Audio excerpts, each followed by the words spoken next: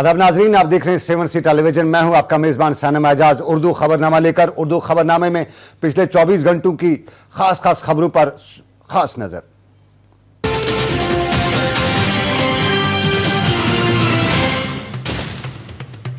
आजाद ने दूसरे दिन भी रखा डोडा का दौरा जारी। इमदादी कामों का लिया जायजा, नुकसानात का दिया खुलासा।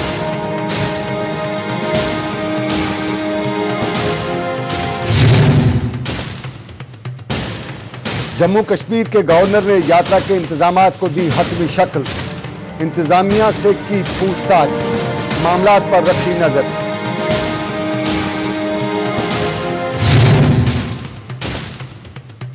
और मुस्तफा और सकीना ने मुखालिफों को दिखाए आज तेवर। महबूबा ने भी सरकार को लिया आड़े हाथों।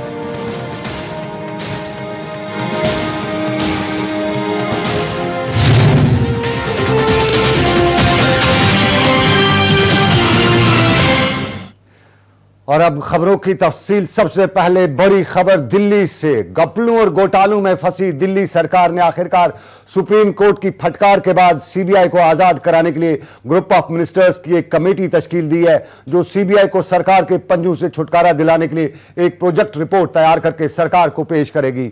4 वुज़रा पर मुश्तमिल ये कमेटी बहुत जल्द अपनी रिपोर्ट सरकार को पेश करेगी। और बताया यह भी जाता है कि इस कमेटी की रिपोर्ट के बाद सीबीआई पर सरकार का मुकम्मल इख्तियार कम करने के लिए खसूसी कानून भी पास किया जाएगा।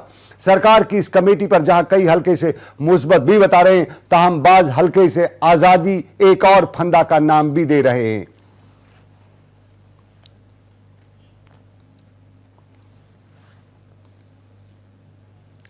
और अब दूसरी खबर रियासत जम्मू कश्मीर से। अमरनाथ यात्रा के हवाले से रियासत जम्मू कश्मीर के गवर्नर NN वोहरा ने अमरनाथ यात्रा के लिए हो रहे इंतजामात का जायजा लेने के लिए अमरनाथ बेस कैंप पहलगाम का आज दौरा किया। अमरनाथ बेस कैंप श्रीनगर से तकरीबन 80 किलोमीटर की दूरी पर वाक़ा है। और गवर्नर ने पहलगाम में मुख्तलिफ एजेंसियों की तरफ से अमरनाथ यात्रा के सिलसिले में लिए जाने वाले इंतजामात का जायजा लिया और इन पर इत्मीनान का इजहार किया। मुल्क भर से साधुओं और ज़ायरीन की एक बड़ी तादाद इस गुफा और बर्फ के शिवलिंगम के दर्शन करते हैं। और कश्मीरियों की ये रिवायत भी रही है कि वो अमरनाथ यात्रा पर आने वाले लोगों की रिवायती मेहमान नवाजी करने के साथ साथ उनका खैर मकदम भी करते हैं। अमरनाथ गुफा तक जाने वाला रास्ता चूंकि पहाड़ी और ऊंचाई से जाता है, इसलिए यात्रियों के लिए माल बरदार घोड़े और माल बरदारी का काम मुकामी लोग ही अंजाम देते हैं। और रियासत के गवर्नर NN वोहरा ने जिला इंतजामिया के बाकी अफसरान के हमरा आज पहलगाम का दौरा किया और वहां इस सिलसिले में हो रहे इंतजामात का बारीक बीनी से जायजा लिया। आला अफसरान को यहां उन्हें हिदायत दिए कि हर साल की तरह इस साल भी अमरनाथ यात्रा बड़े जोश खरोश के साथ इख्तिताम पजीर होनी चाहिए।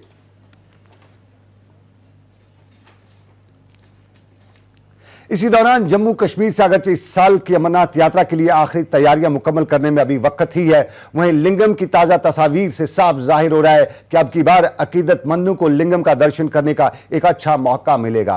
अमरनाथ यात्रा इस साल 28 जून से शुरू होगी और गुफा से मिली ताज़ा तस्वीर के मुताबिक लिंगम अब की बार लगभग 14 फुट का है और गर्मी का अब की बार इस पर कोई खास असर नहीं पड़ सकता है।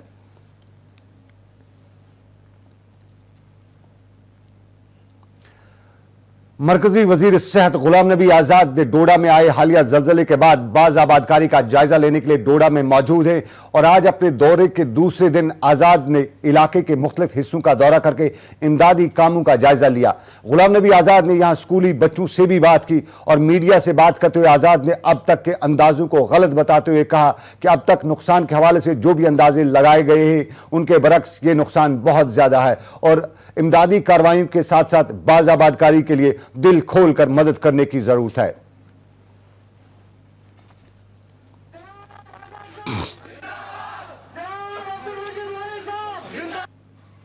लेकिन हमने इस स्कीम को बड़ी शिद्दत से लागू किया।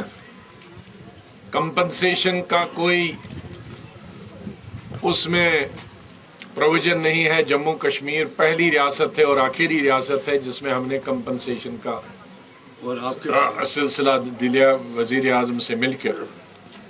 लेकिन मुझे अफसोस है कि कैबिनेट में हम हर महीने के बाद नरेगा की जांच पड़ताल करते हैं और उसमें तो कहा जाता हमें कि हर 15 दिन में अवाम को पैसा मिलता है।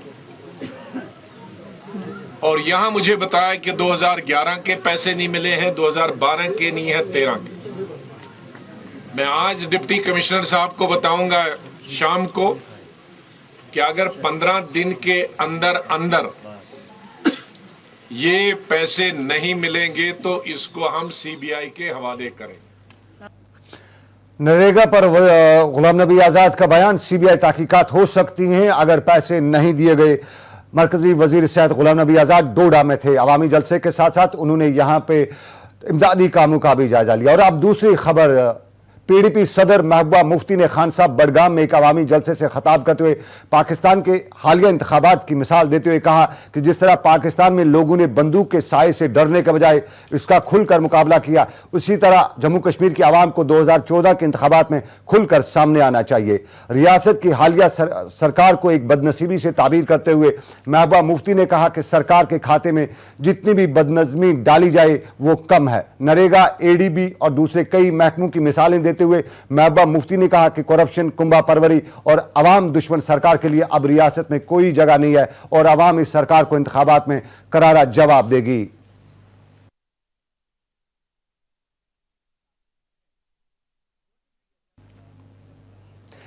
इसी दौरान नेशनल कॉन्फ्रेंस के खीमे से सकीना यत्तू की सरगर्मियां और अवामी इस्तेकबाल इन दिनों रियासत जम्मू कश्मीर में खूब बहस का मौजू बना हुआ है। और सकीना यत्तू ने आज विस्सू में एक बड़ा जलसा करके मुखालफिन को भी सोचने पर मजबूर कर ही दिया। रियासती वजीर सकीना यत्तू का यहां लोगों ने डोल बाजे पर खूब इस्तेकबाल भी किया और बाद में एक अवामी इज्तिमा से खिताब करते हुए सकीना यत्तू ने कहा कि मुखालफिन के मुफ्त मशवरों से वो डरने वाली नहीं है और वो मुखालिफ जमातों को ये बता देना चाहती हैं कि ख्याली पुलाव खाना छोड़ दें। रियासती सरकार के कामों को उजागर करते हुए उन्होंने कहा कि रियासती सरकार अवामी खिदमत के लिए वक्फ है और अवाम की खिदमत के लिए वो अपने आप को हमेशा वक्फ रखेंगी। कुलगाम में आधार के दूसरे दौर का इफ्ताह करते हुए बाद में सकीना यत्तू ने कहा कि मरकजी सरकार की स्कीमें अवाम के लिए खुशहाली ही खुशहाली है और अवाम को इस स्कीम से भरपूर फ़ायदा उठाना चाहिए। उन्होंने कहा कि इंतज़ामिया आधार के ज़रिए अवाम के लिए बेहतर और खुशहाल मुस्तकबिल का खाका खींच सकती है और आधार को हासिल करके अवाम, ख़ासतौर पर मजदूर तबके को उधार की मुसीबत से छुटकारा मिल सकता है। 2002 की भी अगर हम बात करें तो जब हमें अपोजिशन में रहना पड़ा उस वक्त भी साउथ कश्मीर की वजह से, लेकिन आज इंशाल्लाह मुझे भरोसा है और यकीन है कि आज जो साउथ कश्मीर की पोजीशन है वो बहुत हद तक बेहतर है और इंशाल्लाह जब इलेक्शन आएंगे 2014 में और साउथ कश्मीर में जो नेशनल कॉन्फ्रेंस का गढ़ माना जाता था, आज भी 2014 में शानदार कामयाबी साउथ कश्मीर से नेशनल कॉन्फ्रेंस। और हिंदुस्तान और पाकिस्तान के दरमियान तलखियों के कई पहलू अक्सर देखने को मिलते हैं और जहां दोनों ममालिक आपसी रिश्तों में आई दरार की वजह से तिजारती सरगर्मियों में कोई खातिर ख्वाह मार्का तयन नहीं कर सकते हैं, वहीं इस तस्वीर का एक पहलू हालिया दिनों में भी सामने आया और ये पहलू है दोनों ममालिक के इंसान भी इसमें पिसते ही जा रहे हैं। हालिया दिनों एक जायजे से यह भी मालूम हुआ कि दोनों ममालिक से एक बड़ी तादाद में लोग कभी गलती से अगर एक दूसरे की सरहद को पार कर जाएं तो वो बरसों बाद भी वापस नहीं जा सकते हैं।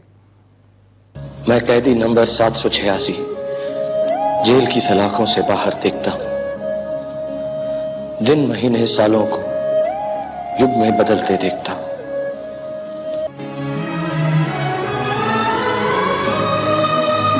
हिंदुस्तान और पाकिस्तान के दरमियान दूरियों की सरहद बनाती कांटेदार तारों से न सिर्फ वो लोग शिकार हुए हैं जो इस तार के नजदीक रहते हैं, बल्कि आर पार के वो लोग भी इन कांटों में ऐसे उलझे हैं कि बहुत देर तक सुलझने का नाम भी नहीं ले सके हैं। सरबजीत सिंह की मौत और फिर सोनावला, इन दो की लाशों से आर पार तो कुछ लोग सियासत करने और नफरत फैलाने की भी कोशिश करेंगे, लेकिन दोनों मुल्कों की जेलों में अभी भी आर और पार के बहुत ऐसे लोग हैं जो बगैर किसी वजह के जुल्म की जंजीरों में जकड़े हुए हैं।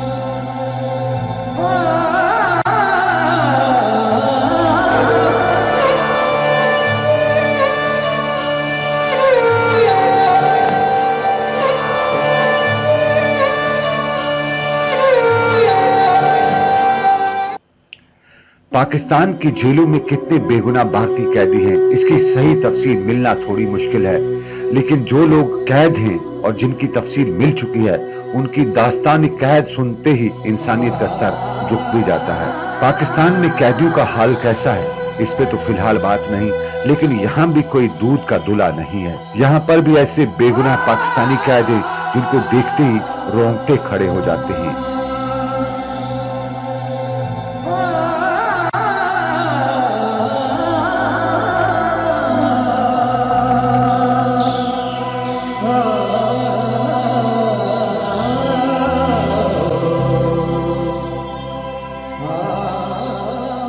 जम्मू कश्मीर की जेलों में एक बड़ी तादाद पाकिस्तानियों की भी है और जहां इन कैदियों में मिलिटेंट भी हैं, वहीं कुछ ऐसे कैदी भी हैं जो जरा सी गलती से एक कदम इधर उधर रख गए और फिर उनका ये कदम 15-15 सालों से बेड़ियों में जकड़ गया है।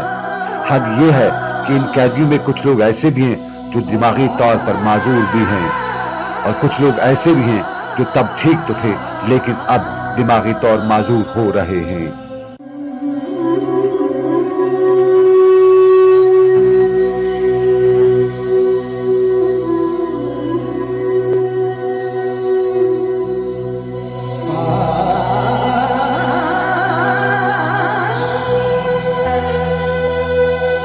जम्मू की डिस्ट्रिक्ट जेल में अली मोहम्मद नाम का एक पाकिस्तानी कैदी दिमागी तौर पर इतना कमजोर है कि वो आज भी अपने आप को पाकिस्तान में ही समझता है और जेल इंतजामिया के बार बार समझाने पर भी वो ये मानने को तैयार ही नहीं कि वो गलती से सरहद पार करके इधर आ निकला था और यहाँ पर अब जेल उसका ठिकाना बन गई है। 15 से 20 साल की सजाएं पूरी कर चुके भारत में इस वक्त पाकिस्तान के तकरीबन 35 कैदी ऐसे हैं जो वापस पाकिस्तान भी जा सकते हैं, लेकिन जराये के मुताबिक पाकिस्तानी सफारतखाने से उन्हें वापस लेने के लिए कोई आता ही नहीं। उनके अहले खाना को शायद ये भी ना मालूम हो कि उनके भाई भारत के किसी जेल में सड़ रहे हैं। जराये के मुताबिक भारत की जेलों में 6 ऐसे पाकिस्तानी कैदी भी हैं जो न बोल सकते हैं और न सुन सकते हैं और जेल इंतजामिया ने जेल रजिस्टर में उनका नाम गूंगा बहरा 1 2 3 4 5 से लिखे हुए हैं। जम्मू, अमृतसर या मुल्क की दूसरी जेलों में बंद कई ऐसे कैदी भी हैं जिनका कोई कसूर नहीं था। एक मामूली सी गलती ने उन्हें इस सरजमीन पर ला खड़ा कर दिया और अब पिछले कई सालों से वापस वतन की राह देख रहे हैं, लेकिन वतन है, अपने हैं, बहुत दूर हैं और इंसान होते हुए भी सलाखों के पीछे ऐसे बंद हैं कि समझ ही नहीं आता है। पाकिस्तान में अब नवाज पर रब की नवाजिश हुई है और इससे पाकिस्तान के लोगों के साथ साथ भारत में भी आपसी भाईचारे और दोस्ती की एक नई किरण पैदा हुई है। दोनों मुल्क कोई बड़ी तरक्की करने के बजाय अब तक एक दूसरे को सिर्फ नीचा दिखाने में ही लगे रहते हैं, लेकिन अब दोनों तरफ के लोगों में ये उम्मीद है कि सब ठीक होगा। उधर का खून भी सुर्ख है और इधर का खून भी सुर्ख है, फिर आपस में दुश्मनी कैसी और दुश्मनी क्यों? और इस सारे के बीच में सोचना उन लोगों का भी है जो पिछले कई सालों से इधर और उधर यानी आर और पार की कैदों में कैद हैं और पूछने वाला कोई नहीं। अजीजो अकारिब तो हैं लेकिन अजीजो अकारिब से दूर और इंसानियत के नाम पे यही कह सकते हैं उनके बारे में सोचिए जिनका कोई पुरसान हाल नहीं है। अश्वनी चंदेल के साथ सनम एजाज, 7C, चंडीगढ़।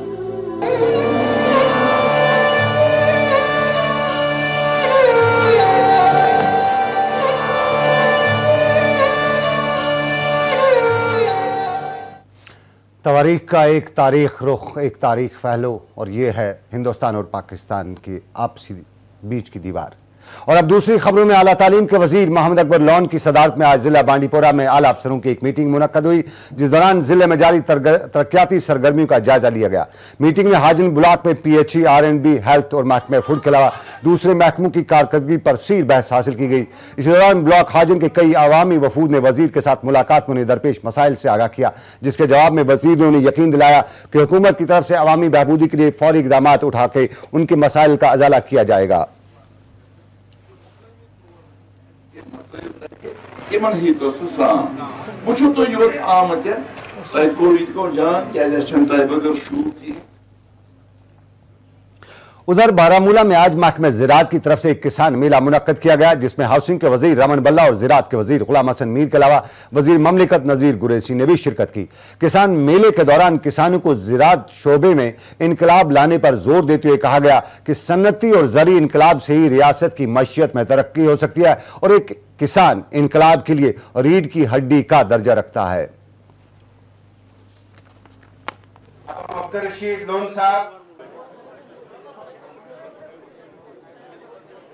अब हम दावत दे रहे हैं उपजरा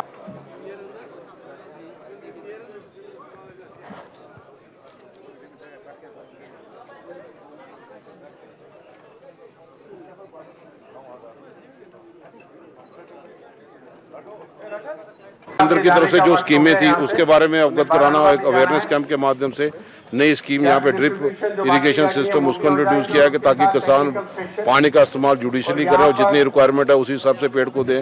रिज्यूवनेशन स्कीम को, जो पुराने पेड़ हैं उसको अच्छे ढंग से रिज्यूवनेशन स्कीम के तहत काफ़ी मदद मिल पाए और लोगों को सब्सिडी जो थी 1 करोड़ 3 लाख की सब्सिडी, चाहे वो ट्रैक्टर खरीदें, पंप सेट के सिलसिले में हो और जो रिलेटेड यहाँ पे इश्यूज थे उसके बारे में वो सब्सिडी के माध्यम से आज चेक भी तकसीम यहाँ पे किए गए।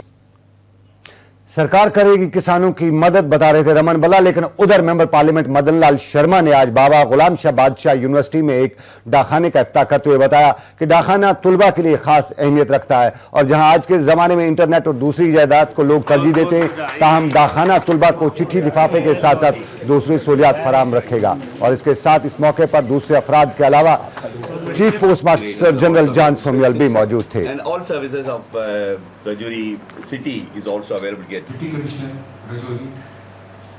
कि फैसिलिटी जी है हूँ उन्हें ही जाना पौंदा है रजौरी बराबर, उन जाने की जरूरत नहीं। उगा मैं पूछा था कि बाहर के जोड़े ग्रान वो भी यदा फायदा चुकी सकते हैं या नहीं चुकी सकते। तो इतों के स्टाफ की, इतों के बच्चे की और यूनिवर्सिटी के अंदर एक साबा होना जिथे बैंक की ब्रांच भी है, पोस्ट ऑफिस की ब्रांच भी है, बाकी भी आजकल बड़ी टेक्नोलॉजी है। और मुस्तफ़ा कमाल की खबर, जी हां, मुस्तफ़ा कमाल अपने तेज तरार बयानात के लिए काफी जाने जाते हैं और पुंछ में आज पीडीपी पर बरसते हुए नेशनल कॉन्फ्रेंस के लीडर डॉक्टर मुस्तफ़ा कमाल ने कहा कि पीडीपी के खुद साख्ता लीडरान के हाथों कश्मीर के, माफ कीजिए, पीडीपी के खुद साख्ता लीडरान के हाथ कश्मीरियों के खून से रंगे हुए हैं और रियासत में बेचैनी और गैर यकीनियत भी इसी जमात की मेहरबानी है। डॉक्टर कमाल ने कहा कि पीडीपी मनगढ़ंत और बेबुनियाद बयानात से अवाम को बहला नहीं सकती है और लोग उनकी असलियत और उनकी रियासत दुश्मनी कामों से बाखबर हैं। उन्होंने कहा कि एक तरफ मुफ्ती मोहम्मद सईद रियासत को शोरीज़दा इलाका करार देकर एप्सा जैसे काले कवानीन और दूसरे मामलात की लाइसेंस फराहम करते हैं, तो दूसरी तरफ महबूबा मुफ्ती मगरमच्छ के आंसू बखौले उनके बहाकर पोटा की मनसूई की बात करती है।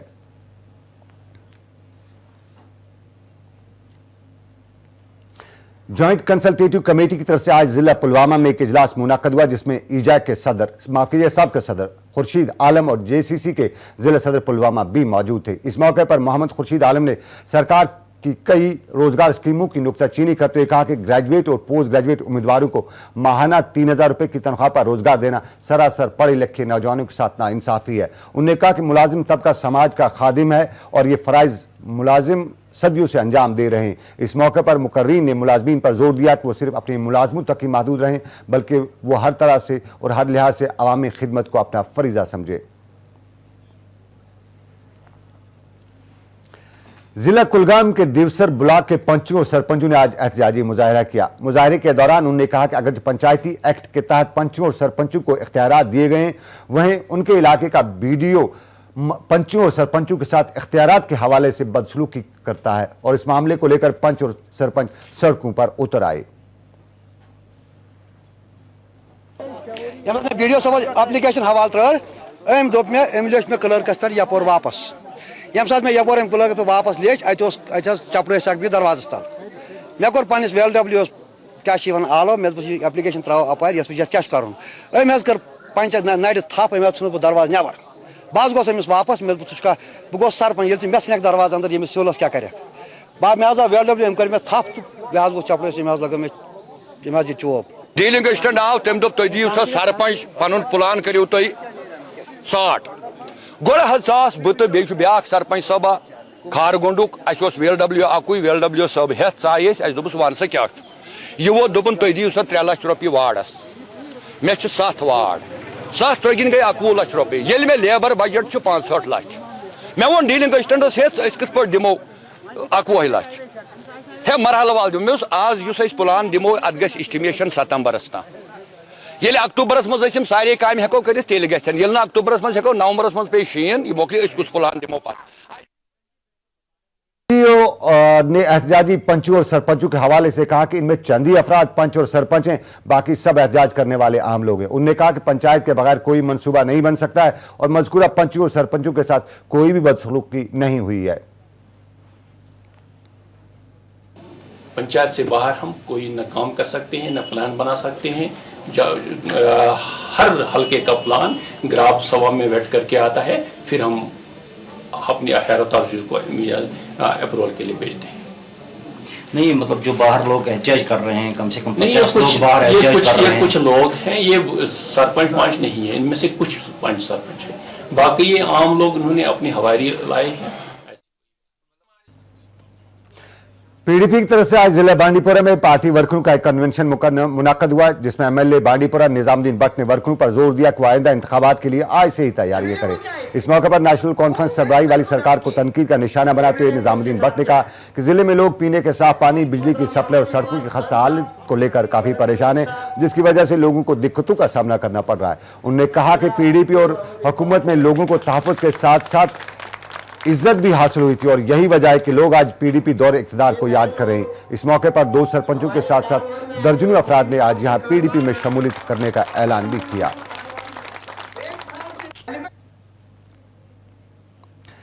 आयत पुलवामा में कल रात आग की एक हौलनाक वारदात में असफानिया मस्जिद शरीफ शहीद हुई है। इसी दौरान मस्जिद में मौजूद कुरानी नुस्खे भी शहीद हुए, जबकि मस्जिद शरीफ में मौजूदा दूसरे सामान भी जल गए हैं। मस्जिद शरीफ में लगी आग पर काबू पाने के लिए अगरचे मुकामी लोगों ने काफ़ी मशक्कत की और महकमे फायर एंड एमरजेंसी अमले की मदद से आग पर काबू पाकर मस्जिद के सहन में वाक़ हज़रत असफानिया रहमतुल्लाह अलैह की आस्तान आलिया को ताहम बचा ही ली गया। मुकामी लोगों ने इंतज़ामिया से अपील की कि वो मज़कूरा मस्जिद शरीफ की अजसर नव तामीर के लिए मावनत करे। दूसरा वाक़या पेश आया जिसमें मस्जिद शरीफ आग में खाकिस्तर हो गई और उसके साथ साथ कुरानी नुस्खे भी जल गए। हमें बेहद अफसोस है कि ऐसा वाक़या पेश आया। हम सरकार और एडमिनिस्ट्रेशन से गुजारिश करते हैं कि वो इस मस्जिद शरीफ को दोबारा तमीर करने में हमारी मदद करें। जम्मू कश्मीर पुलिस के सरबराह अशोक प्रसाद ने डोडा के दौरे के दौरान आज यहां हो रहे इमदादी कामों का जायजा लिया। डोडा में पुलिस जवानों को शाबाशी देते हुए उन्होंने कहा कि जम्मू कश्मीर पुलिस हर वक्त आवाम के साथ है और जिस तरह जम्मू कश्मीर पुलिस ने डोडा में हालिया ज़लज़लों के दौरान अपने आप को अवामी खिदमत के लिए वक़्फ़ रखा, वो वाकई काबिल तारीफ है। अशोक प्रसाद ने आज यहाँ मुकामी नौजवानों के लिए एक यूथ क्लब का भी इफ्तिताह किया और मुकामी लोगों के साथ एक दरबार भी मुनक़्क़द किया।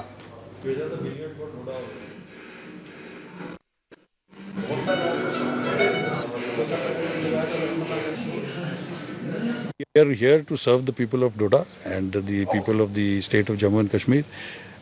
Our first responsibility is to ensure an environment of peace and progress, and we have always tried our level best to perform in a way in which we are able to provide that security. A lot of the people in the police have made the supreme sacrifices. They are still on the job. We realize now that over a period of time, as militancy is coming down, we will have to switch over from militancy, in which the police has really done extraordinarily well, and it is considered to be one of the best counterinsurgency forces in the whole world. Now we have to switch over to law and order management, and subsequently we will switch over to the delivery of public services. Whatever we do will be done with minimum collateral. और भी मामला थे जम्मू कश्मीर में militancy के सिवा बता रहे थे डीजीपी जम्मू कश्मीर अशोक प्रसाद। और अब सियासत की दूसरी खबर, जम्मू कश्मीर पैंथर्स पार्टी के चेयरमैन प्रोफेसर भीम सिंह ने अलहदगी पसंद जमातों को दावत दी कि आपसी इख्तिलाफात छोड़कर मजलिस मशावरत के तर्ज पर इंतखाबी मैदान में आए। श्रीनगर में एक प्रेस कॉन्फ्रेंस के दौरान प्रोफेसर ने उम्मीद का इजहार करते हुए कहा कि अलहदगी पसंदों की तरफ से इस हवाले से उन्हें मुस्बत जवाब मिलेगा। प्रेस कॉन्फ्रेंस के दौरान बोलते हुए सिंह ने कहा कि मरकज में 35 रीजनल जमातों ने थर्ड फ्रंट के कयाम के लिए तैयारियां शुरू कर रखी हैं, जिसका मकसद कांग्रेस पार्टी का मुतबादिल तैयार करना है। आज मेरा सबसे बड़ा मकसद यह है कि मैं हुर्रियत कॉन्फ्रेंस के लीडरों को यह अपील करना चाहता हूं with full application of mind कि वो मिलकर आपस के झगड़ों को छोड़कर सब मिलकर जिस तरह उन्होंने मुस्लिम यूनाइटेड फ्रंट बनाया था, एक अल्टरनेटिव, एक मतबादल तैयार करें। और मुझे उम्मीद है कि कि मेरी अपील पर गौर होगी।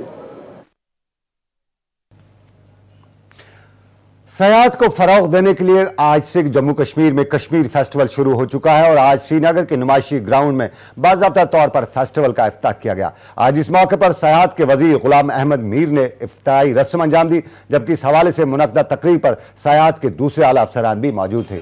इस मौके पर कहा गया कि 2 हफ्तों तक जारी इस फेस्टिवल में सयाहों के लिए होटल मालिकान और कुछ दूसरी जहाज की कंपनियों की तरफ से खुसूसी रियायत दी जाएगी, जबकि महकमे सयाहत की तरफ से भी सयाहों की तफरीह के लिए कई अहम इकदाम उठाए गए हैं। इस मौके पर ज़राए अबलाग के नुमाइंदों से बात करते हुए उन्होंने कहा कि इस बार महकमे के लिए सयाहों की तादाद कोई निशाना नहीं, बल्कि कश्मीर में इस सनत से वाबस्ता लोगों की तस्कीन मुराद है।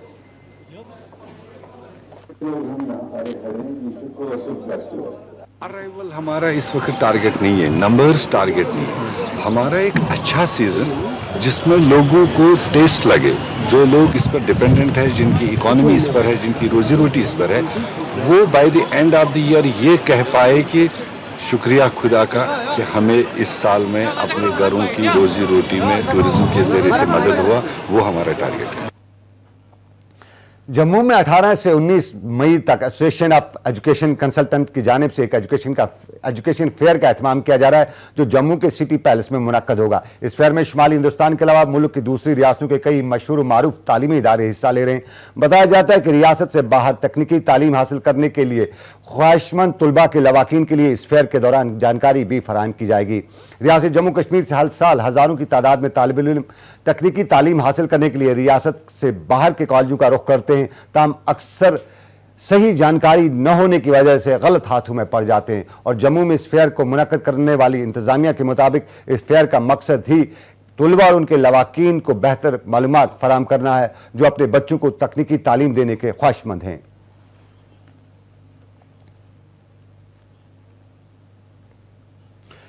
और कुपवारा के सोगाम खुमरियाल शाहरा पर फौज ने आज बाद दोपहर एक बारूदी सुरंग को दरियाफ्त करके नाकारा बना दिया। बताया जाता है कि बारूदी सुरंग मच्छल इलाके के लिए सप्लाई ले जाने वाली फौजी कानवाई को निशाना बनाने के लिए प्रेशर कुकर में फिट करके लगाई गई थी, ताहम फौज और पुलिस के बिछाए हुए जाल की वजह से इसे फटने से पहले ही नाकारा बनना कर एक बड़ा हादसा टाला गया।